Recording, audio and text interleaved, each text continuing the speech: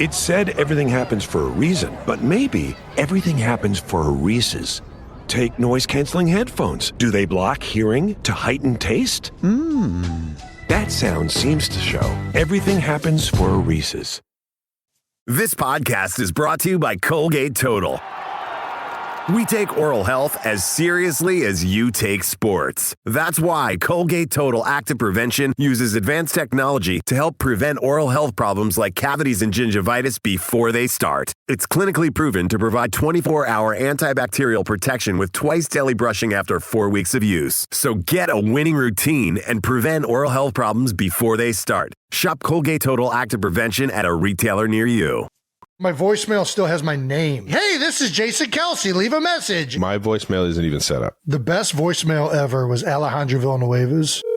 Jason. I was just trying to get your voicemail, so don't answer. Okay. I love you. No questions at all. Just like, all right, send him the voicemail, Alejandro. Hey, yeah, so text me. Never going to listen to voicemails, millennials, and a couple emojis or gifts. Yeah, bye.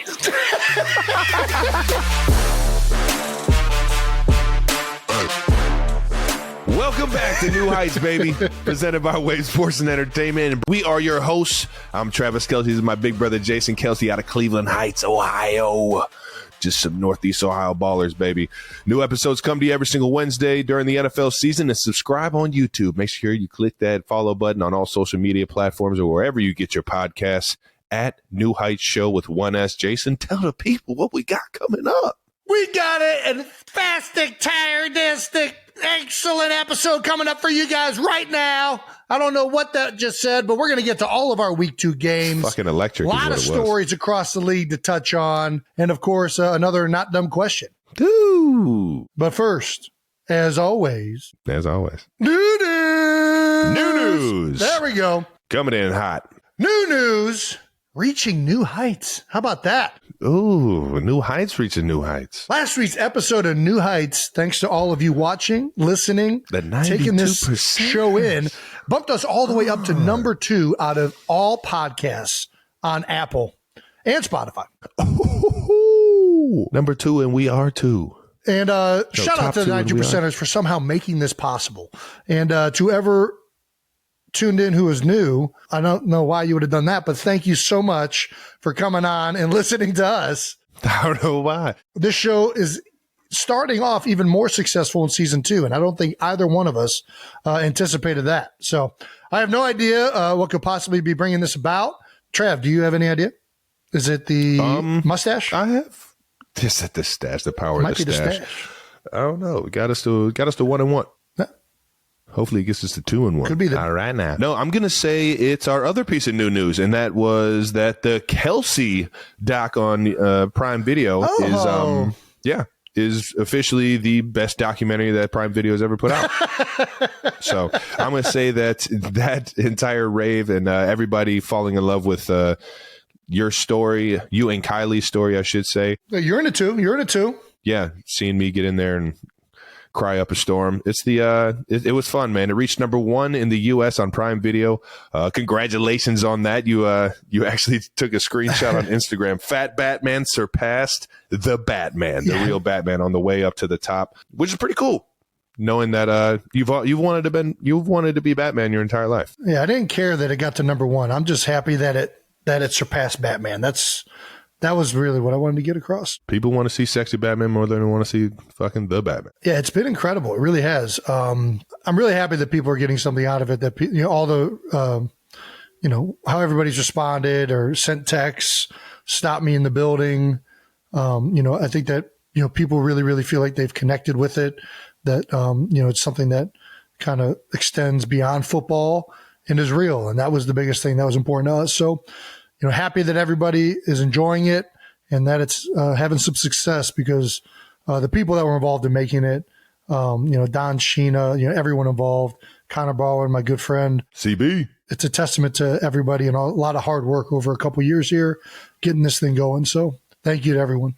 Yeah, it was dope, man. I know I enjoyed watching it. And I enjoyed hearing everybody in the building coming up to me saying how cool it was to, see you and get to be more acclimated with your family, your lifestyle out in Philly, knowing that, They hear a lot about you because of me. So Yeah, they knew me before that. Has anybody said that they hated it? Did anybody come up to you and be like, dude, your brother's documentary sucks? No, everybody, there's nothing but praise over there. I'm the one that's kind of like, yeah, let's take it down a little bit, all right? Yeah, no, I got to freaking chop it down when I can.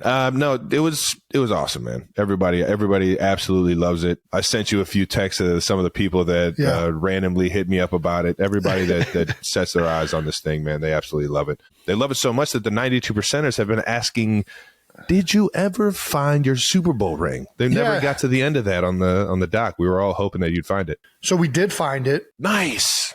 Atta boy. And Kylie recorded herself coming in the house after she found it. It was outside the house? It was in one of the cars. I don't even know which car it was in. You put your Super Bowl ring in the car? Well, just watch the video. Here, we'll say we didn't put it in the documentary because it wasn't a great video, but here's a video of me finding it. I thought you checked the glove compartment of the Tesla. I did. That's cute. I told you it was in there. I know you did, but you said you checked. Well, you should know that I'm not good at searching for things. I told you it was in there. What do you think, why? Fuck me. But then actually after we found it, I lost it again because the documentary maker's like, hey, do we have the ring so we can film you finding the ring, like having the ring? And I was like, we found it, but then I lost it again. And I forgot where I'd put it. So it's back lost? Well, so here's what happens. A lot of times I hide it. Jesus, Jason. And I end up hiding exactly it for what myself. You do. It's a Kelsey thing to do. Yeah. I know Put exactly what. Should I go get it right now? Try and should I go get it? Be safe. You're going to love this. No. Yeah, I'm going to go get it. I'll be right back. I'll be right back. Oh my God. I'll be right back. I'm guessing it's either in a sock and a shoe, maybe wrapped up in like a hand cloth, like a washcloth, in a toiletry bag, jean pocket. He doesn't wear jeans. Pants pocket, maybe a fanny pack. He's a big fanny pack guy. Where else could it have been? Where are we thinking? Wait till you see this. I'm going to have to get another hiding spot, but tube sock in the sock drawer. Not just looks like a normal tube sock. Just looks like a normal sock. Until I don't even know if these are clean. And then he fucking drops it. There it is. 17, baby. There it is, baby. Look at that thing. That's fully insured right there, boys. First of all, 92%ers, I called it. Go ahead. Yeah. So when I was getting recruited out of college, I was getting recruited by Colgate University. And I'll never forget sitting with the defensive coordinator. Hold on. It goes deeper than that. What were you getting recruited for Colgate for? For linebacker. No. Yeah. It was not linebacker. What do you think it was? They wanted you to be a saxophonist in their orchestra. That might have been true, too. I don't remember quite what I was going to go study at Colgate.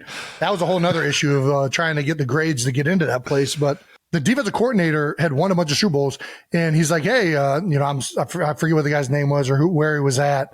But he just whips out this like dirty sock and unfolds like 4 Super Bowl rings out of it. So ever since then, I've been waiting to hide my Super Bowl ring in my sock drawer.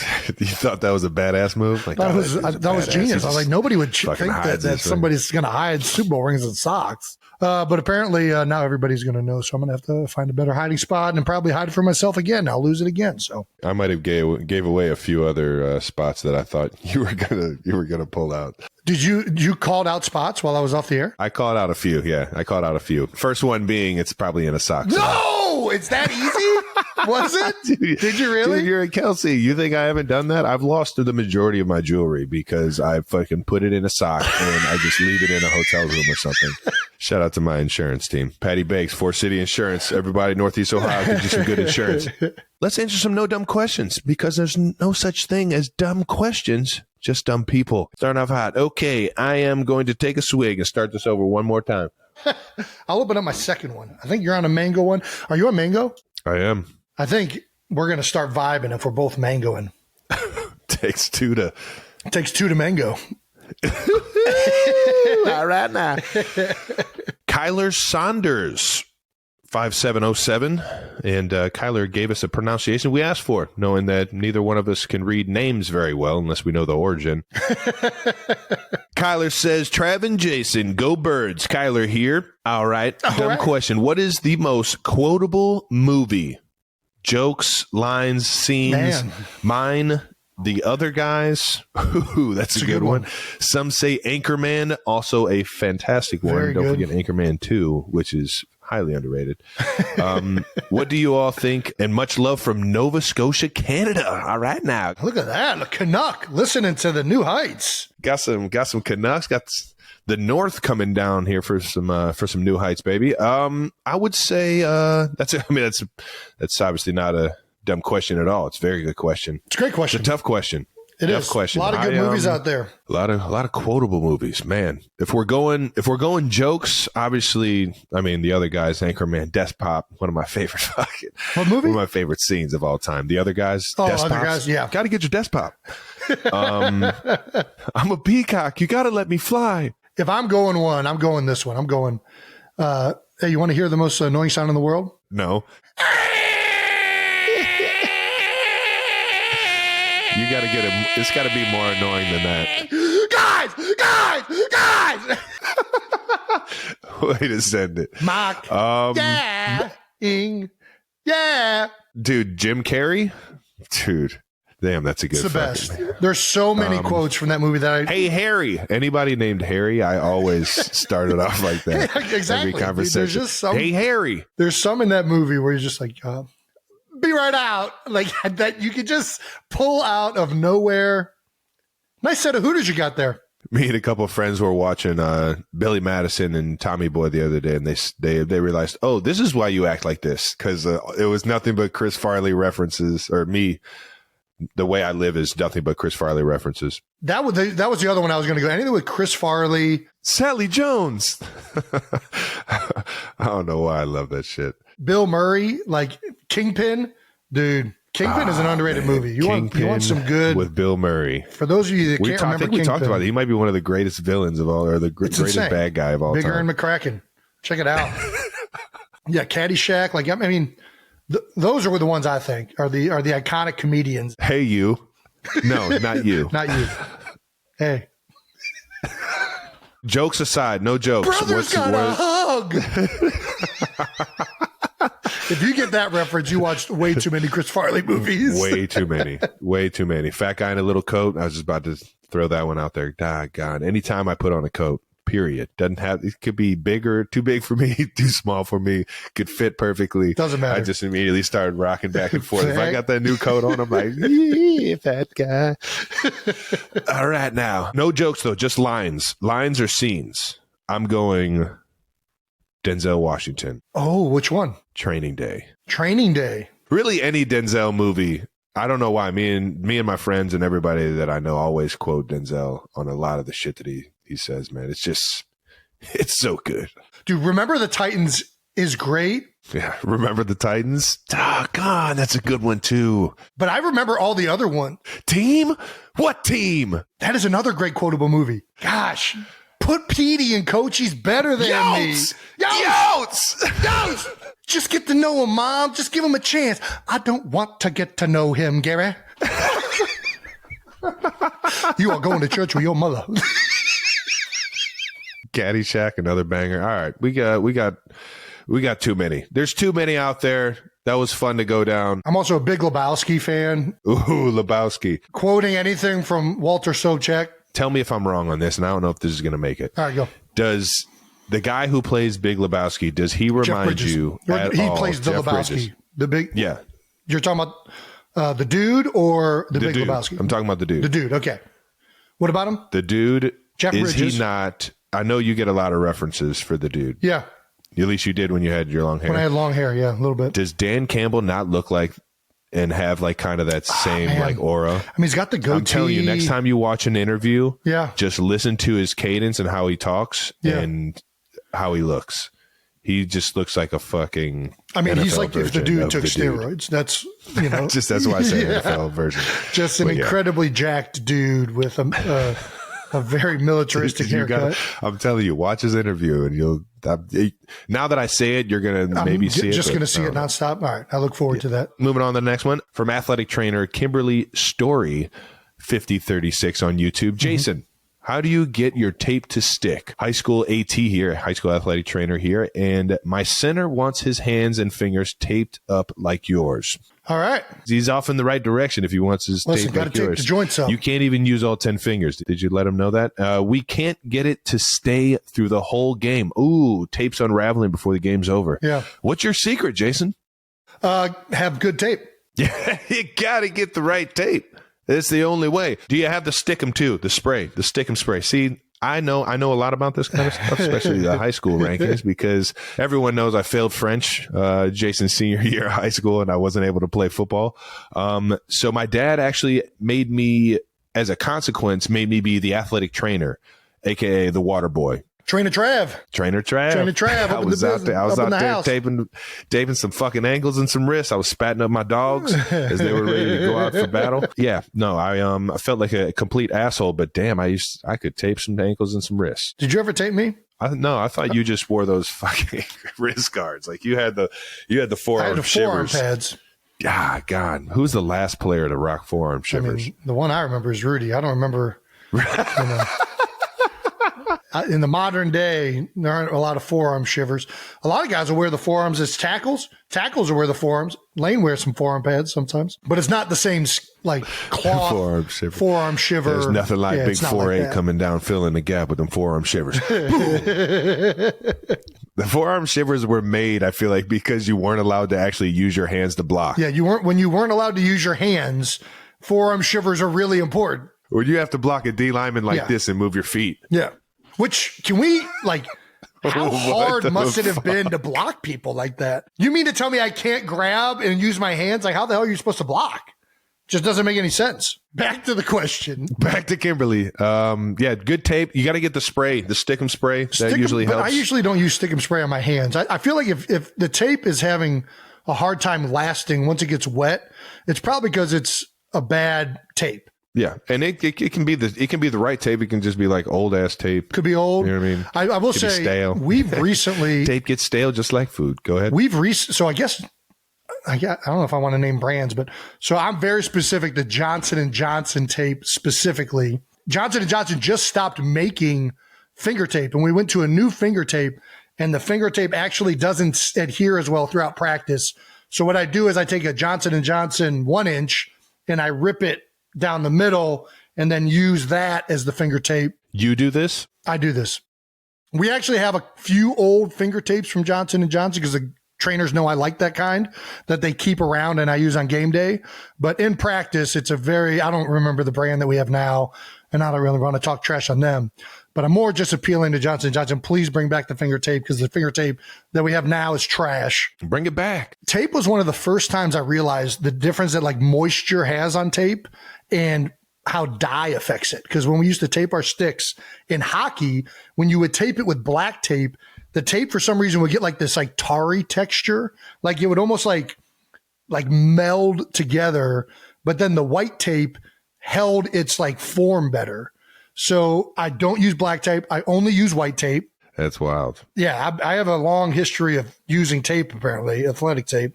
So yeah, only white tape, no colored tape. No colored tape, except for duct tape. You're a big duct tape guy. Well, duct tape is great around the house, not for your fingers on a football field. But yeah, duct tape is a fantastic invention. Big on only white tape. Man himself. And you got to experiment with different brands. If you want to just go to the best one I've ever used, I would just go straight to the J&J. Can't go wrong with that. They've been doing it for a while. Kimberly, yeah, you got to start tearing some J&J, some good old J&J. Only white tape. The black tape and the dyed tapes don't hold together as well. Or just use some of that stick 'em spray. All right, now coming from Trainer Trav. Yeah, man. That works on the ankles for sure. Let's keep it moving, cuz. All right, let's get to some bold topics. That's right. As we do every week, we're going to get to bold topics across the NFL from week 2. And we're going to start with both of our games Trav, why don't you start it off with the first Amazon Thursday night game? The first Thursday night game. Well, I guess yours was the first Thursday night game. No, it's on Prime, though. Yeah. Followed by the Kelsey Doc. Eagles 34, Vikings 28. You guys find a way to fend off the Vikings as they come into the crib. 92% of the time, baby. Almost exactly 1 year from when Jason first let the world know about the very real 92% of the time stat. The Eagles completed 3 successful QB sneaks on Thursday night. 2 for a touchdown, actually. 1 for a first down. So 3 successful sneaks. We actually also got, towards the end of a quarter, a hard count offsides for a first down on one of them. So really, it's 4 plays resulted in that were quarterback sneaks resulted in big plays for us. Anyways, go ahead. What have teams started doing something different? No, I think, listen, we've only played 2 games. I'm looking forward to seeing how all the teams across the league are adjusting. I think right now, you got to be ready for anything. Teams know that the play has a high percentage chance of working, so they're going to do anything they can, try to get you to jump off sides, jump the count, get into, a front that makes it really, really hard to pick it up. I mean, we're going to see it all. So, I'm sure that we'll be seeing some creative things across the league. The most important person on the sneak is the center. So it's your play. You know what I mean? Like, I get plays dialed up for me all the time. Like, we'll run like a certain double move or something like that, and I'll be like, oh, yeah, that's a good call right there, coach. And I'll get fired up, and then when we get it, we get a first down. Yeah. This play is Jason Kelsey is what this play is. It's like, all right, everybody get behind Jason and I go. heavily disagree with that. How many sneaks would the Eagles have to run to get Jason Kelsey at least considered for MVP? It is the most unstoppable play in the NFL. Yeah, we're getting there's no other play that's above like 50%, let alone 92% of the time it works. I mean, it's a high percentage shot. Crazy. It is everyone involved. Who's the most important person on the flying V? Listen, I don't want to talk about this right now because I don't want to give up any ways of stopping this. But listen, one of the beautiful things about quarterback sneak is whoever can organize the most efficiently in that small period of time, in that tight window, is going to be successful on it. We had a Scottish guy come in because everybody keeps hiring rugby players to try and figure out how to stop this, which it's not at all like a rugby scrum. You're like locked in and you're like there. And to me, it's not at all the same thing. But this Scottish guy came in and he's talking to Jeff Stoutland, and Stout was like, what would you do to try and stop this? Like, how would you stop this play? And the guy says, Coach, he says, well, let me see if I can do my best Scottish impression. He says, Coach, there ain't nothing you can do to stop it. It's organized mass. It's organized mass, and there's nothing they can do as long as you're organized. There's too much people going in the same direction at the same time. I enjoyed that. I enjoyed that. So that's the coaching point.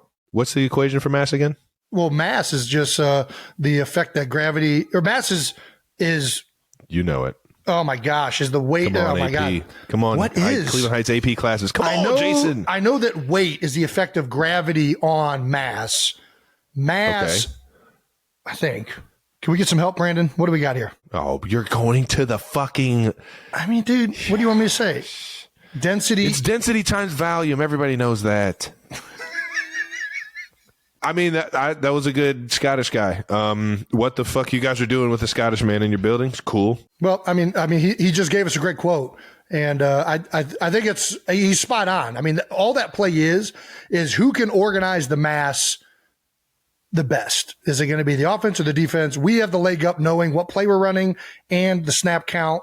But hey, organize the mass. That's what it's about. Newton's law. According Newton's law, baby. Scottish guy, I don't remember his name. Shout out to Scotty.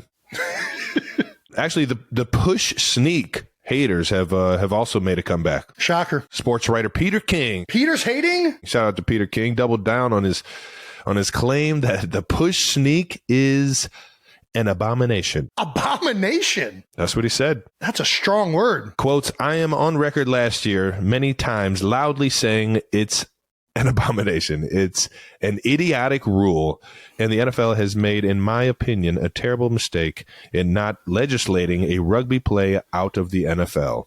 It's an interesting quote. Why does first of all, abomination is a strong word. Usually hear that with like serial killers or like, that's like against the Lord, right? Like, what is the definition of abomination? Like, this is like ungodly. That's a strong word for a quarterback sneak play. I mean, so what do we want to outlaw it for? Just because it's like a really, really highly successful play? Or it's like unfair? Like, what do you think? You got to ask Peter King this, man. Well, I'm saying, what do you think, Peter? I don't know. Like, why don't you conjecture on the people that want to stop the play? I think he just wants to separate rugby and NFL, is what it sounds like. What does he have against rugby? What does he have against rugby? We take plays from. If I'm a rugby fan, I'm like, screw you, Peter King. What's wrong with rugby? Why can't we bring rugby into, like, the NFL has already taken concepts from basketball and other sports. Like, we do picks on certain routes that are technically we don't call picks. I call them rub plays, but yeah, you can call them picks. Yeah, rub plays, whatever we want to call them. Triangle offense. We talk about triangles and spacing and stuff like that. What you know about triangles and spacing? You know what I mean? Like, we already take concepts from other sports. Apparently, Peter King just doesn't like rugby. He's just shitting all over rugby like it's not a fucking exciting sport. There's a shit ton of people that watch rugby, Peter King. I love rugby. I especially love Olympic rugby. Dad played rugby. That's why he's got new knees. I like 7-man rugby. 7-man is, well, that's because that's the one that the U.S. dominates because it's all about speed, baby. It's so electric. Oh, man, it's electric. Man, 15-man rugby. Now, that is fucking controlled chaos. The other thing that I think... Keep your head on the swivel on that one. If it's because we're really good at it, what else are you going to outlaw that other people are really good at? Are we going to outlaw, like, Patrick Mahomes can't operate a 2-minute drill because he's the best in the world at it? Like, hey, get Patty on the side. This is unfair. It's unfair advantage for Kansas City Chiefs. I like what you did there. That would never happen. We're going to outlaw, like, Justin Tucker can't kick a ball over 50 yards. Get him out of there. It's too automatic. It's not fair. He's not allowed to kick. He's too good at it. He's not allowed to kick anymore. Because, I mean, if it's an unfair advantage, I think you would see the rest of the league doing it at 92%. But as we saw in week 1, 4 other teams missed quarterback sneaks. The Colts being one of them. Our former offensive coordinator, I think they might have got it this week, but we'll avoid that one because I don't want to give Peter King any more ammunition. Jordan Love forgot the snap count and fell into his right guard. We'll see. I don't know. I don't care if they outlaw the push because, quite frankly, we've been running this play at a high percentage before we ever started doing that. Yeah. No, I'm with you, dude. The rugby isn't stopping, Peter. You better start liking rugby. You better start liking rugby, Peter. Because we're bringing that rugby. Talk your shit, boy. Talk your shit. Yeah, well, I mean, if you guys are going to keep running it, at least give my guy some MVP votes. Let's move on to some DeAndre Swift. Hey, how about that, man? Philly's own. That boy going crazy, man. How about it, man? First time in the link playing for the Eagles. That had to be so fucking fun for him, man. Yeah, man. Swift had a career high 175 rushing yards out right now. Yeah, baby. And a touchdown, the most in a game by an Eagle since LaShawn McCoy, Shady McCoy, in 2013. Damn, it's been that long. And we've had some good rushing attacks, so yeah, it ain't like we ain't been running the ball. That's a pretty impressive. No, I hear you. And he probably would have had more touchdowns if Jason wasn't so good at QB sneak. Yeah, I felt so bad. He got stopped on the 1 yard line right when we ran inside zone. I'm not kidding you, 13 times in a row on one drive. That's a long drive, Joe, right there, if I've ever heard of one. Just over and over and over and over. Dude, I got oxygen the moment I got to the sideline. And he got stopped on like the 1 yard line, and we called quarterback sneak. And I'm like, man, that sucks. He just did all this work. He just did all this work, and we pushed it in the end zone.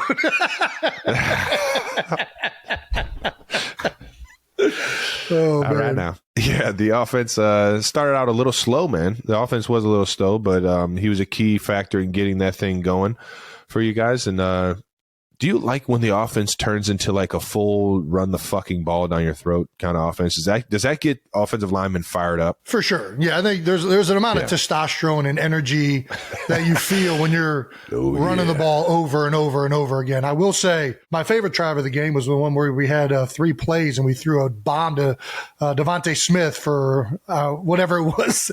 Hey, 3 plays, I'm out of here. Let's go. Hey, yeah, that right now. Hit the coolers, baby. I'm all about doing what is available and what is going to be successful. They were playing a lot of deep zone coverage, trying to prevent the big play, giving us boxes that were conducive for inside zone, and we kept running it. And, I think conducive for inside zone. All right now. And we kept doing it. And I think, their clear effort right now, and it was the same way in week 1, is, prevent the big plays. Don't let A.J. Brown, Devontae Smith, and Jalen Hurts, hurt you down the field. Make them put together long drives. And I think that, we ended up figuring it out throughout the game. That's what you want to do. I think we adjusted better. First game, I don't think we adjusted throughout the game as a team and executed as a team. We were too inconsistent, too mistake friendly. This game, it felt like, even when we were kind of struggling early on, it felt like everybody was on the same page, like it was only a matter of time. And then once it started clicking, it started clicking. I mean, even at the end of the game, I know it ended up being close, but we had a couple big long touchdown passes called back. We had one that wasn't a pass interference that was missed on AJ. So, I mean, I think that we really got into a rhythm there and adjusted well throughout the game and started getting something going, which was fun to do offensively. Yes, sir. Well, it was fun to watch, man. It was fun to watch. And like you said, we always say this, man, when you see a new piece of the puzzle emerge, like that shit's the best, man. So shout out to D Swift for going crazy in the hometown, man. I know that had to be an awesome night for him, man. The touchback rule.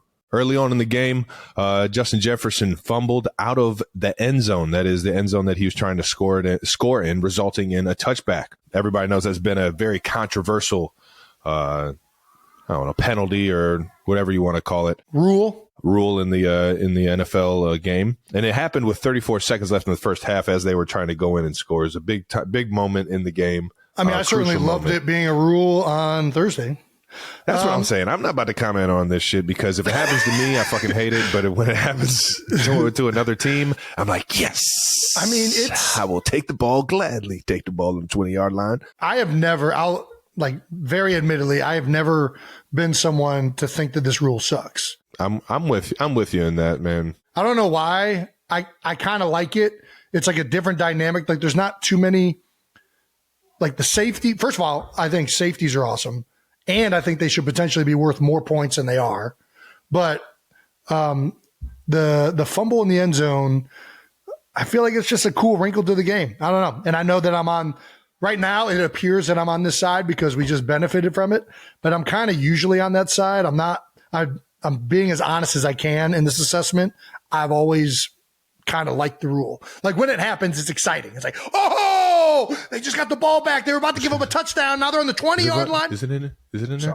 Did it go through? Did it go through? That was a controversial one too, man. That was one it went over the pylon. It's like, man, did it really? I don't know if that went over. Yeah. But I'm rooting for the Eagles, so yeah, it went over. That definitely went over. That 100% went over. Are you kidding me? It was questionable, but it went over. Is this something receivers practice? I would say it might not be something that we practice, or the offense is very it's taught for sure that you don't necessarily extend the ball anywhere close to the goal line, especially if you're going into you know what I mean. Unless it's a gotta have it and you gotta just send it. But I would say that everyone you have to be very strategic. Yeah, I've done it plenty of times. Every meeting we show guys don't reach. Coach has do not reach for this ball at the end zone. You never reach when you're going into end zone, and they show clips like this. And then you see a guy diving from the 5-yard line, full extension. It's got to be so hard when you're 3 yards. I'm about to get there. If I just reach, I'm going to get a touchdown. Dude. No. I'll tell you what, man. I didn't fall back. I was down, I was down, right? Or either that or you get in. The funny thing is too, when somebody fumbles the ball and they come back to the huddle and you're like, hey, was that a fumble or not? That right away by the look on their face whether that was a fumble. It's like some guys give complete false hope. Like some guys would be like, I had it. I was down. Coach, throw the flag. I was so down. And then they're not down. And it's just like, God damn it. But I am giving full Disclosure, I'm not hiding anything. Yeah, Coach hey. Reed comes up to me, hey, were you Yeah. down? Like, I don't know, Coach. I'm pretty sure I fumbled that. I'm pretty sure that was not. I fucked that one up. That's on me. Even the guys that are trying to act like they were down, I feel like that's a giveaway too. Like they're trying too hard. They're like, no way, I was down. I promise. No, just like they're like pleading mercy, just like, please, no, I was down. Yeah. Lord have mercy. I don't think it's the worst rule in football. What do you think is the worst rule in football, Jason? Worst rule in football. This is a no dumb question if I've ever heard one. Probably that it's a touchback all the way out to the 25, no matter where you fair catch it on kickoffs now, which is pretty much, has there been like a kickoff return in the NFL this year? Like everybody's just fair catching it. Yeah. Unless that it's one's like pretty squib. deflating. We talked about that last year. It's pretty deflating. I'm not a fan of the rule, but Not a fan of that one at all. Damn, that's a pretty good one. I was going to say targeting was a pretty dumb rule. Just when you think of football growing up, man, I think of just guys getting decapitated yeah. running down the field. And, man, that just brought such an electric play and just a feeling that I fucking love, man. Not so good for the receivers, but Like the targeting rule, all right, and the crackback rule, man. Why can't I crack back? well, that's the like one. if I catch the ball and I'm not looking at a guy, he can fucking This is the one I agree with. what? No, this is what I agree with you on. Targeting a receiver, to me, it makes sense. Like a guy is extending for the ball and you hit him, he's a very defensive person. Since when are you when I was growing up, put your head on a swivel. Like You you got gotta keep defense, your eye- like you can get blocked Where- anywhere. Like It's not my fault. Your awareness is low. Yeah. It's your job to understand that you're in a situation where there might be somebody on the other You side of might you. get fucking cracked. Yeah. Like that's the one that I don't get. But to play it even, you know what I mean? You can't have, you know what I mean, no crackbacks and then Sure you can. They had that. That was a rule for like 10 years. no, but what I'm saying is to make it fair for the defense, like take targeting out, take crackbacks out, and now it's even. You know what I mean? Like an offensive player can crack back, a defensive player can just absolutely tee off on a guy if you know what I mean, if the ball's in his hand or something. I just think it should be back. It should be back to the old rules. You just can't hit a player in the head. You should be able to blow somebody up on a crackback block, but you can't hit him in the head. Outside of that, it's on his own self to have his head on a swivel and to protect himself. I can see that, especially on the flip side with the defensive guy Going after a receiver. going up against a defenseless receiver. Yeah, you can the hit helmet that to helmet guy stuff. I as understand long that. as it's not but helmet if to you helmet. catch me in my ribs, my chest, my That's legs, fair game, baby. You're not allowed to light a guy up anymore. So I think that they've gone overboard in protecting players that should have their head on a swivel. I think that's we've made that clear. Yeah, well, that was fun. All right, I got to wrap up our game a little bit. Still, we didn't have this in the rundown, but I feel like I got to touch on it. Hey, we got to play better. I think that's the number one thing that we're focused on. We're happy that we're 2-0, but we just want to keep working. We had 34 points, but we also had 4 turnovers from our defense and special teams.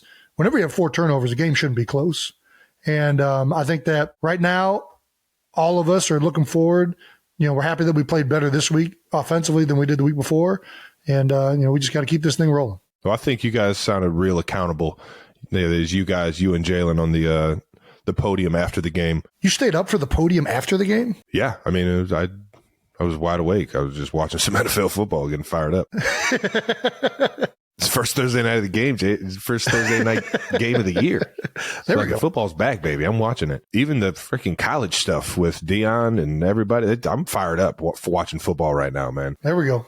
Except for my Bearcats lost, man. Fuck! Is that the first time in 18 years? We haven't lost since my freshman year. No, we lost before my freshman year. My freshman year, I vividly remember running across the turf at Nippert Stadium and getting the victory bell from Miami.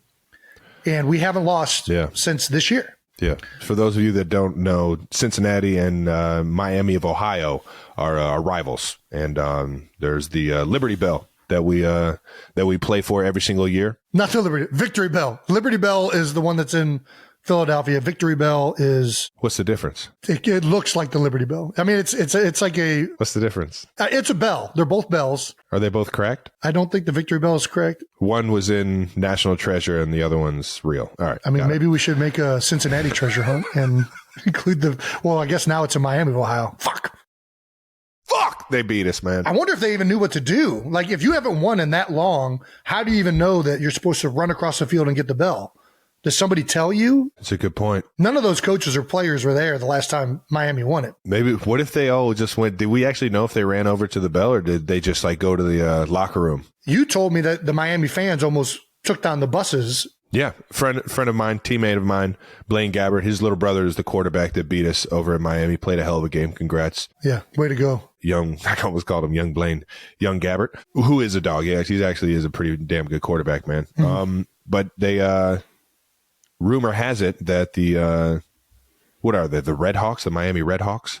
Now they are, yeah. The Miami Red Hawks were, the fans were waited for them back at the university and were shaking the buses trying to get these guys to come off the bus and party with them. So I'm assuming that Miami of Ohio was a pretty fun night last Saturday. They probably enjoyed that one. Shout out to our Bearcats, man. I got faith that we're going to get this thing right. We got Oklahoma coming up, man. Coming to the NIP this week. What a bounce back game, huh? Here we go, baby. Huh? We've had Bearcats. a few runs at the Sooners over the past decade or so. I remember playing lost twice every one of when them. I We was got at close, UC. though. We got close. Yeah. It was close. Yeah, it was a different day and age, though, baby. Different day and age. We're in the Big 12 now, baby, and we're here to make a statement. Come on, let's go. Let's go, Bearcats. Let's go, Cats. Let's go, in Cats. the NIP. We never played Oklahoma in the NIP. That's going to be a cool experience. That's what I'm saying. Yeah. We need a hostile Nipper Stadium. Come Guys on. flying the fuck around, baby. I'm going to be tuned in. Me and Blake Bell and Creed Humphrey probably have a few beers. Friggin' Lane Johnson. Ooh, well, there's a lot of Oklahoma Sooners in the NFL. Chiefs 17, Jaguars 9. How about that? Let's fucking go. 1-1, baby. Hey, 1-1. Hey, ho. Woo-hoo-hoo. Back on the win train. We got a knee update almost immediately in practice on Friday with this video of you clutching your knee in pain. Enough with this fucking knee. It looked like you were clutching it in pain, but of course you were just trying to get the cameras on you so you could dance. Typical Travis fashion. Hey, everyone, look at me and watch me dance. All right now. Look at me. Look at me. How far in advance did you plan that? I think I know the exact TikTok video that you stole that from. Well, who I stole it from was Kansas City current soccer player. Yes, the women's soccer, the National Women's Soccer League team, Kansas City Current, here in Kansas City. One of their players actually did this after a goal in a game. Oh, no way. And it's such a long fucking run from where we stretch to where my first period is or where the first like period of practice is. So it's like 100-yard sprint and I could just feel the cameras following me. Yeah. And I was just being me. I couldn't help myself. So Love it. Well, everyone loved it. shout out to the twerk team. We also got some great footage of you and Chris Jones practicing your crotch chops. Right now, you talking about Crotch chops. crotch chops? Is that what they're actually called? That's a suck it right? D-Generation X, baby. That's what it is. I got my dog Stone Cold Jones back in the building. You were short stroking it. You were doing short strokes, and Chris was like long stroking it. He was like all the way up top. Chris. I don't know if we can say that, but No, different strokes for different folks. All right now. what all went into the decision to play this week with the knee? What was the process like for you? Yeah, man. I was trying to do anything I could do to get back for week 1. And that started the day after the game to try and get ready for game 2. It was a lot of work on the table with my guy David Glover in the building. Shout out to Glove. Any relation to Danny? He actually does. I believe Shut there the is a fuck relationship. up. I swear to Your God. trainer I believe there is related to Danny Glover. I believe so, yes. I'll have to confirm it. I don't know if he was fucking with me the last time I asked him this, but I'm pretty sure he is. That's amazing if that's true. Yeah, so I'm doing everything I possibly can to get back. And that being said, it was even more so the second week. The days where we had quote unquote off, just a lot of time in the training room, a lot of time doing muscle activation. I was fortunate that when they took the swelling, as Jay Glazer threw out there, 45 cc's of swelling and blood taken out of my knee. It really helped kind of the swelling of what was going on and those of you that don't know this, when there's a lot of swelling in your knee, your muscles turn off. Yeah. To kind of protect it. So just like it's the best way to solve all your computer problems, you got to turn it off, turn it back on. You know, you got to turn it off, turn it back on, baby. So I was turning everything back on, and it took me just about the whole week to actually feel comfortable in how I was moving, not thinking about it. So during the game, I was pretty good. There were a few plays out there. I mean, it's football. You get banged up. Yeah, I saw you limping after a couple of them. You didn't see me fucking limp. I saw you limping to the sideline on one of them. I saw you limping a little bit. Yeah, but that was my calf. Oh, it wasn't your knee. Yeah.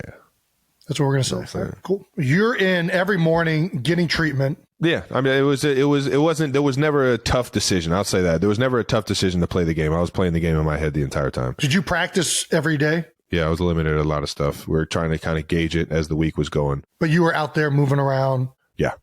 I was out there twerking. Well, let's get straight into the next biggest part of the game, which is, of course, Travis Kelce's pregame fit. Which I don't know if this is like Colombian Medellin cartel or more Bollywood, but it is stylish. Bollywood, baby. What material are those pants? That's a good question. It's probably a mixed material. Is it linen? No, it was a little heavier than linen. The shirt's definitely silk. The shirt is silk, right? 100%. It's actually silk scarves, that old Chanel scarves that a designer put together. So they took old silk and made it into a T-shirt? Yeah, a bunch of old scarves, yeah. So it's actually pretty creative. So you're basically wearing like a thrift shop. It was nice item. and smooth going down there to Florida. I felt like getting Disco Dan. I felt like, trying to get funky out there. I was trying to, I was trying to be grooving. You know what I mean? I mean, you're in Jacksonville. That is very that's hot weather, right there. Like friendly attire, other than the pants. I could feel the breeze through those pants. I mean, they're airy. It was nice. They're airy pants. It's nice. That's good. They're flowy. They're flowy. Those pants are pantsing, man. They are my flowy. kind of fucking pants. You can see the flow in the picture. No. Do you think this outfit would look as good without the mustache, or do you think the mustache really sets it off? Nope. The mustache just fits perfectly in there. It does. Doesn't it? It's like the V of the buttons continues and then it gets finished around your upper lip. It's just the picture of it. It's like it brings it full circle and it creates a triangle, which, as we know from basketball and football, we're all about triangles. You went into a fucking full geometry. There's one thing that the Aztecs and Egyptians / aliens taught us. It's all about triangles and pyramids. You know what I mean? They got that right. Let's talk about the next big thing from the game, which is Chris Jones is finally back. Stone Cold Jones. How about that? Now, he was limited. Straight off the couch. They warmed him up, but what do you have, 51? Straight out the stand. 51 snaps, no training camp? He wasn't straight out the couch. He was straight out the stands, baby. He came straight out from the suite right into 1.5 sacks. Did you talk to Chris about like what he was doing and everything? Like No, I didn't. I had no care to talk to him about anything. I was just happy that my guy was back. All right now. Well, he didn't seem to lose a step. 1.5 sacks, pass deflection. Picked up right where he left off. That's my dog. God. Defense as a whole has looked really good the first 2 games. George Karlaftis getting in there, man. George! 4 sacks, 4 tackles for loss, 7 quarterback hits. Even the first game looked really, really good as well. They held the Jaguars to 0-3 in the red zone, 0-2 on 4th down. Obviously, Jaguars not executing the 92% drill to high percentages. They've only allowed 23 points through the first 2 games. That's good defense. Spags has got them boys playing now. No, everybody's dialed in over there right now. Did you anticipate this happening coming out of training camp? Like, what do you think is the key that has had these guys rolling so well? Everybody's dialed in, man. It's a lot of guys are returning. We didn't lose too many guys. We lost Juan Thornhill. Frank Clark, 2 key pieces, but at the same time, we got a lot of young guys who love playing the game and love going out there and just making plays, man. And that being said, I think our secondary is outstanding. I think our backers right now are flying around, getting to the football, just causing havoc, and our D-line is freaking playing outstanding, getting to the QB and stopping the run right now. It's just everybody's sinking, and we got to start to, put up fucking points as an offense. We got way too much firepower. We got the best quarterback in the league, best offensive mind in the league. So that's that's on us. That's on us to get things going. But I think everybody in the building knows we can't hurt ourselves like we've been doing it, man. These first 2 games, it's been just penalty on top of penalty and playing behind the sticks. I think we had over 5 second and 20s, and it's a lot of penalties, a lot of false starts, holdings. It's just stuff that we're kicking ourselves, and I can't do what I've been doing, and that's being frustrated with what's going on out there and getting personal foul penalties or unsportsmanlike conduct penalties. I got to be able to keep my what happened on that? Because the only thing I got to ask that, because on your personal foul, the only thing we saw in the TV copy. What do you do when you get frustrated, Jason? You throw your fucking helmet. I didn't see you throw it though. I just saw you unbuckle it really aggressively. I didn't see the throw.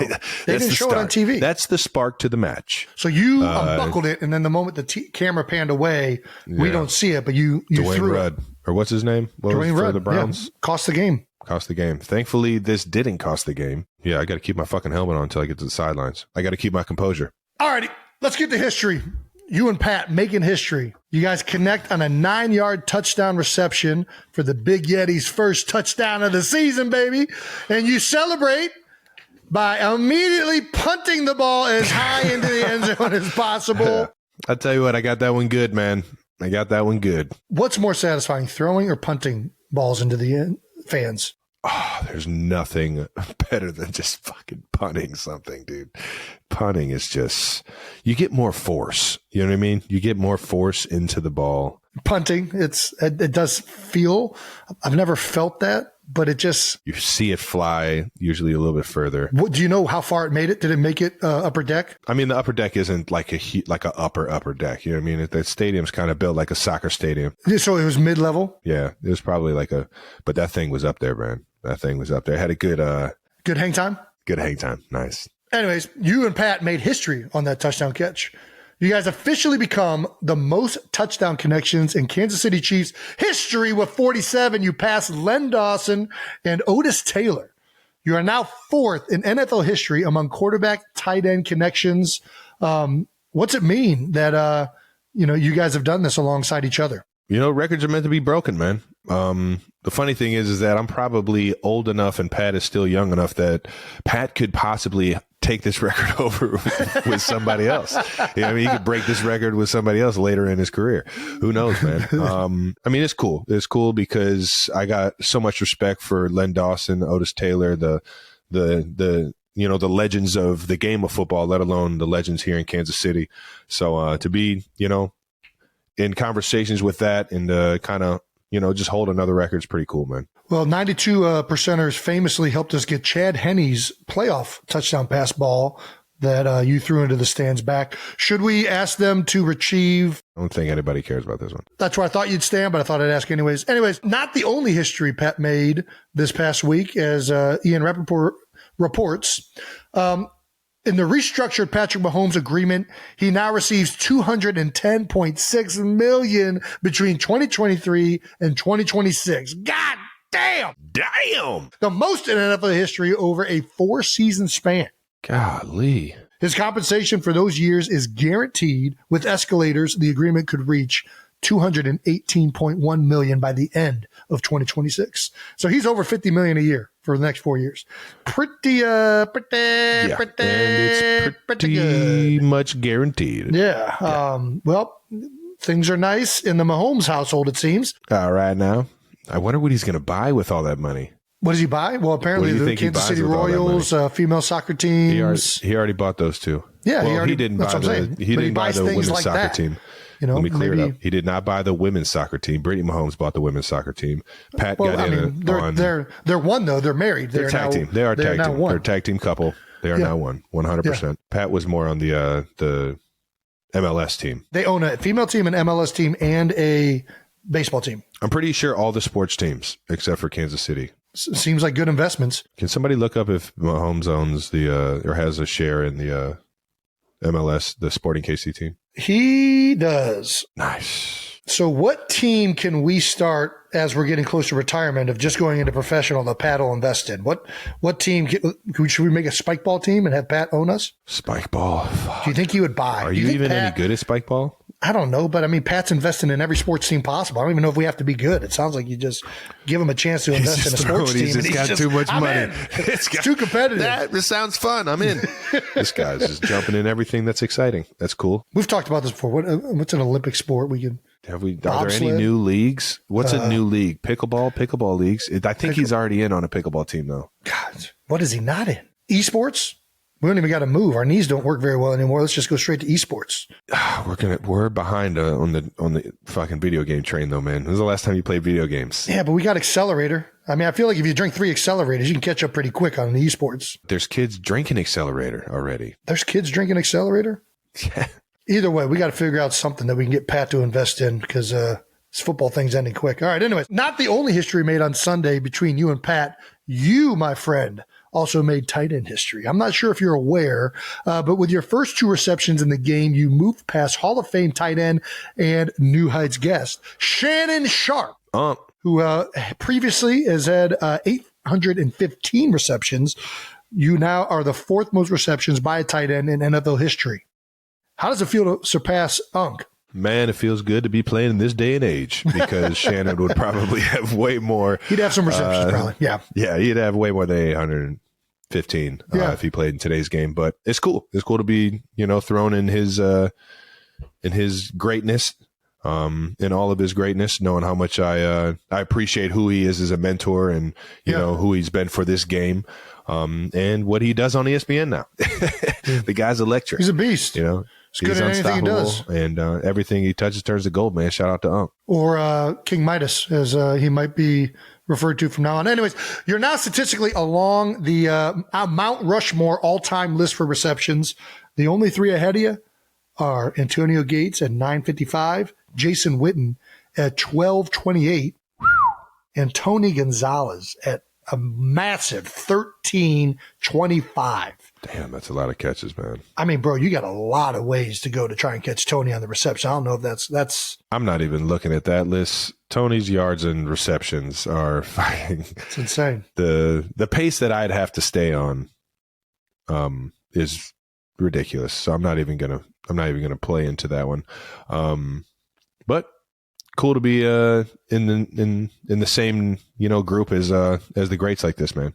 Dougie P, the last thing I want to get to. We talked about it beforehand. Did you get Doug Peterson's visor? I see you shaking your head. Why didn't you? Why didn't you do this? What do you mean, why didn't I? Because, Jason, the only reason why you did that is because you were about to retire last year and you wanted to do that otherwise you were going out. I wanted it because I don't know how many times I'm going to play Doug. You didn't know the next time you were going to play him, so you're like, if I want to, I know I'm not stopping anytime soon. So I'm going to get another chance. And if I ever am selfish enough to make a documentary about myself, I'll get it on the doc. I did ask our team psychologist, I said, how big of a narcissist am I for making a documentary? And she said, her exact words were, I don't think you came across as a narcissist. You came across as a good person with, what was her phrase? Perfectly normal problems or something like that. Shout out to Jody. All right. Nice. On to the next bold topic, player insights on NFL storylines. Let's start off with some quick thoughts about the biggest things that happened from week 2 in the NFL. All right now. Week 2 is all about the double-digit comebacks. 4 teams, the Falcons, Giants, Titans, and Commanders, overcame deficits of at least 10 points to win in week 2. Why are we seeing so many wild upsets, Trav? What do you think it is? Welcome to Any Given Sunday, motherfuckers.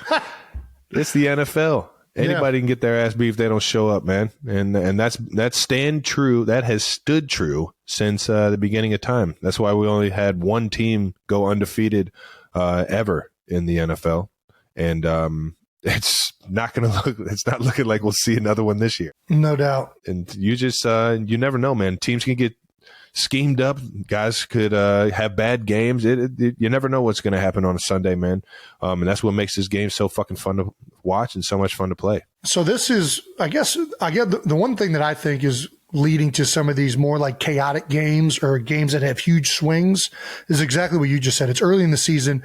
Teams are coming out with schemes that teams are still trying to figure out and process. So in the middle of the game, a team might get the opposition for a couple quarters.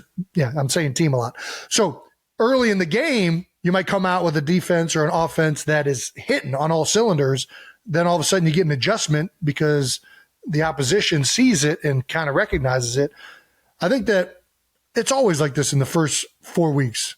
You're seeing defenses that teams have been waiting to unleash. You're seeing offenses and offensive plays that teams have been holding back in preseason games. And I think that is kind of leading to some of the more chaotic and, less consistent, I guess, games, if that makes sense. No, I'm with you. And that's why, like I just said, that's why it's football, man. You got to show up every single game, man. And even when you do get those games where, it seems like the other team just has a tick or they got some things figured out or they got a good scheme, you got to find a way to dig those games out and find a way to get a dub, especially if you think or believe that you're the better team. And that's what makes football fun, man. Sometimes it's all grit and all heart out there, baby. Yeah, man. One of the craziest games out there, the Broncos almost forced OT versus the Commanders. It was insane. Russell Wilson, Sean Payton. The fighting Eric Bieniemys, baby. How about that? Dude. EB, baby. EB. I'm telling you, dog. Off to a 2-0 start. You got that dog in him. Shout out to EB. Russell Wilson completed a crazy 50-yard Hail Mary to put them within 2 to tie the game up in the fourth quarter at the end of the game. Dude, that was so electric. Couldn't get it in. 3 times. God. How about that? Electric, man. Couldn't convert the 2-point conversion, though, putting them at 0-2 to start the season. Yeah. For fans of all the teams that are now 0-2, is it too early to panic? I think unquestionably not at all. It is still early, 0-2. The only team that it could have been like kind of questionable was the Giants, because the Giants went 6 quarters without putting up a single point. And that's when you panic. But my guy, Mike Kafka and Coach Dayball found a way to have the second half comeback. Another electric game. In the NFC East, how about it, huh? 3 2-0 teams. Yeah, boys got some fighters over there, man. But as you know, it's too early for anybody. Whether you're 2-0, 0-2, there have been many teams that have won the Super Bowl that have started 0-2 or worse. I think the Patriots infamously made and won a Super Bowl starting off 0-4 one year. I'm near positive that happened. It was 0-4, 1-3. Either way, yeah, definitely not time to panic, especially like even the teams that are 0-2, like the Patriots very easily could have won our game. The Chargers have been explosive on offense. If they fix it on defense, they're turned right around. The Browns, or I guess the Browns aren't 0-2. They're 1-1. Yeah, the Browns are 1-1. Bengals could have won. Vikings have been in 2 close games. There's a lot of close games that have happened. The Bengals have been blown out in both their games, haven't they? No, they were close to this one. It was a 3-point game against the Ravens this past week. It's the first game that they got. Yeah. But yeah, I have no doubt that Joe Burrow and company are going to fix those things offensively and get it going. Cowboys defeated the Jets 30-10. Damn. Just beating the Giants 40-0 in week 1. Damn. Largest point differential in the NFL, unquestionably right now, by I'm pretty sure a wide margin at +60. All right. I don't know, man. Cowboys looking good through 2 games. How important is it to stack wins early? NFC East, man. Starting off how they finished last year, man. Yeah, man. It's tough football, man. You look at both the defensive fronts, or really all the defensive fronts in that freaking division, and everybody's got some dogs, man. Yeah, don't remind me. I don't need to hear that. Everybody's got some dogs, and they're coming for you, Jason. I know. They're coming for you twice a year. Lot of fun. Got 6 games against unreal players. Yeah, no, there's a bunch of good football being played right now. Like you said, Cowboys, I think they're for real. 49ers, I think they're for real. For sure. How about the Falcons? Our guy Desmond Ridder, man, coming out. Getting dubs this year. Yeah, man. Baker Mayfield coming out 2-0 down there in the NFC South. You know who else looks really good right now? And I thought they looked really good last year before Tua got hurt. But, dude, the Dolphins, I mean, offensively, the firepower that they're throwing with right now, they have looked fantastic, I think, through the first 2 weeks. But as we just stated, it's only 2 games. And, we're going to see a lot of changing throughout this season. It's a long, long season. But I will say, that's a lot of NFC teams on the 2-0 list. That's all I'm saying. NFC, once again, maybe outperforming expectations. Let's get to some college football. Coach Prime! How about this, man? Dude, is there a better story in NFL, college, high school, anywhere across the football landscape than Coach Prime right now? Colorado, dude. Deion Sanders, man, and the Fighting Buffaloes, man. He started it last year and all of a sudden has exploded in Division I with the Colorado Buffaloes. Yeah, man, we can't do a proper week without diving into this. Colorado's comeback thriller against Colorado State, obviously a rivalry game, on Saturday night registered 9.3 million. I was about to say 93 million. What is this, the Super Bowl? 9.3 million viewers watched the Colorado State game. It was ESPN's 5th most watched college football game ever, and the most watched football game of this season. Colorado wins 43-35 in double overtime. God, dude. Everybody stayed up for that one, man. Action-packed. The game was awesome to watch. I don't know if you watched it. I didn't. I was not part of the 9.3 million. On the East Coast, you had to stay up till 1 a.m. or something like that to watch that last drive or that final drive, or even OT, man. That game was awesome to watch, man. The drama, the hype going into it with the Colorado State coach saying what he said about Deion not being raised right or whatever with the sunglasses and hat. I thought it was awesome. Yeah. Every bit of it was so much fun to watch. Both Deion Sanders' sons are absolutely electric. One of his sons had a pick six. The other one had, just an outstanding game. I think one of the Heisman finalists so far this year. Mm-hmm. And he's completely taken over the world of college football. There's not a single second on any of the sports networks that, if you're talking about college football, you're not talking about Deion Sanders. There's not a single segment that goes by without talking about it. And it's just, I think it's awesome for the game. I think it's awesome for the way that he is approaching it, the way he presents himself, the way he presents his team. A lot of people, like to throw around the word arrogant and how he's just a fearless leader, man. And I love every bit of it, man. Loves his players. Loves his team. Unapologetically himself. I would assume that every college kid and every high school kid wants to go to Colorado and play for Deion Sanders. Yeah. I know if I had a second to go back and play another couple of years, I'd do it. I think you hit the nail on the head, Trev. He's unapologetically himself. It's not a show. He's not doing something to, get likes. And I think that sometimes it appears that way potentially because of how, just a outgoing, outlandish personality that he is. A confident individual, man. We talk about this all the time. One of the things I love that Andy Reid says a lot, that Nick Sirianni says a lot, let your personality show. And I like when coaches are being themselves, are being authentic, are showing emotion. Now, it's hard to do that and maintain in the game and maintain coaching. That's a difficult thing to be able to do. But, Deion is doing it damn good right now. Oh, yeah. He's changing what it appears to look like and act as a head coach. He's changing what it means to be a successful coach at all levels. I love everything that he's standing for right now, watching him go out there. His team clearly loves playing for him. There's a lot of energy from his teams. I might have missed this one, but any other chance I get to watch Colorado, I'm going to be watching these boys. And I know they got Oregon this week. That's going to be a Oregon fun this week. one. That'll be a big test for them, man. That'll be a big test. Doc, on Saturday, you got Cincinnati, Oklahoma, Colorado, Oregon. We got some big games. Got some good college football coming up. Let's hit these last two topics real quick. Ref says, I'm talking to America here. In other news around the league, as a referee, Alex Kemp was announcing a penalty in the Seahawks-Lions game. A frustrated Geno Smith tries to interrupt him, and the ref... This was hilarious. Hey, dog, hold on, man. I'm talking to America here. Damn, that was good, man. Geno Smith.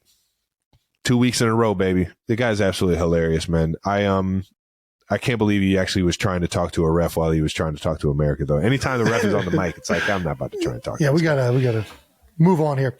No, dude, refs, I like when they kind of say funny stuff like this. Like, one of my favorite clips of all time was when the ref, I forget who he said the penalty was on, but said penalty on the defensive number or whatever, giving him the business. I thought that was great. Giving him the business. That was a pretty good one. False start on everybody but the center. I like when they get creative with their penalty calls and announcing to the stadium. I'm talking to America is I mean, that's a pretty good. Hey, That's a damn good you should statement probably right shut there. up right now. I'm talking to everybody in this stadium. No, I'll let you have it. I'll let you have it, ref. I'll let you have it. There was actually there was in my mind a controversial call. The ref kind of he owned me with this statement. There was a pass late in the game where it looked like it was going to get intercepted by my guy B Cook, and it looked like the receiver tackled him before the ball got there. Yeah, and I'm looking at the ref that was close to our sideline, like, man, you're not going to see. Why aren't we throwing that flag? Yeah. What are we doing, man? What are we doing? He's like, no, it happened. It was simultaneously as the ball was getting there. He made the tackle. And I'm like, man, I wish we had slow motion so I could prove you wrong right now. And he looked at me. He's like, well, we don't. And we got to do it. And we got to judge it with our eyes. And I looked and I was like, all right, you got me. That's completely fair. Got it. Noted. It's like, nah, that's a good point. It's a good point. I will shut the fuck up. Yeah, the ref got me on that one, but we'll keep it moving. Belichick is disgusted and throws his challenge flag in a very un-Belichickian way. Let's check this out. I have not seen this video. I'm watching it for the first time. First of all, pulls it out of his sock. Love that Bill Belichick keeps a challenge flag in his sock. Looks at the official. Hands on the hips. Anytime you throw those hands on the hips, you are disinterested. Yeah, he was not happy with what was this, a spotting call? He was not happy with the spot. I'm not sure at what point in the game this is. I think he said his name too, because you see the ref just kind of like look up, and then he just does it right in his face. Like, watch, the guy's looking down there, he's adjusting the chain, and then Bill's like, "Hey, fuck you."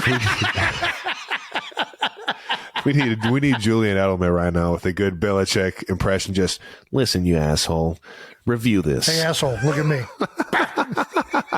He definitely said asshole for sure. Can't tell me any different. I wonder did this get overturned? Do we know? I don't know, but that game ended fucking electric. Did you see the end of this game? I did not know. Oh my gosh. Fourth down. It's like a 4th and 8, a 4th and 10. I don't know. I don't think it was this play, but they throw an out route to Gesicki, tight end. I did see this. I saw the highlight. He catches the ball, knows he's not going to get it. It wasn't just a lateral. It was like a touch. It was like a floater over like a defender for the Dolphins. They almost got it. It's close. Oh my fucking! And of course, the left guard right there to snag it out of the air. Initial attempt kind of got stuffed, and then you got the push. Yeah. Fuck. If I'm the NFL, I gotta give that a first down just for ratings, man. Right. Just to keep that, like, that play is going to be historical if it's a first down. To keep the drive alive, keep the hopes alive. I just thought for NFL that was going to be a first down. For the offensive lineman, I fucking stay alive, O-line. You hear me, Joe Tooney? Left guard, baby, stay alive. Well, either way, love the form of the challenge by Bill and the attitude. I'm a big fan of just, again, I like when Deion Sanders is showing emotion and attitude. And if Bill is showing attitude, you know he means business. All right now. All right, let's get to the New Heights Stamp of the Week. Stamp of the Week. That's right. As always, we're going to get to the Stamp of the Week or the Players of the Week or whatever we deem needs to be brought attention to of the week for Week 2 of the NFL season. New Heights Stamp of the Week is brought to you by our friends over at State Farm. All right now. Talk to a State Farm agent today to learn how you can bundle and save with the personal price plan. Like a good neighbor. State Farm is there. Damn it. All right, whatever. We'll get it one of these days. Warmed up my voice. All right, Trav, who are you going with for your Stamp of the Week? Well, we threw his name out there already.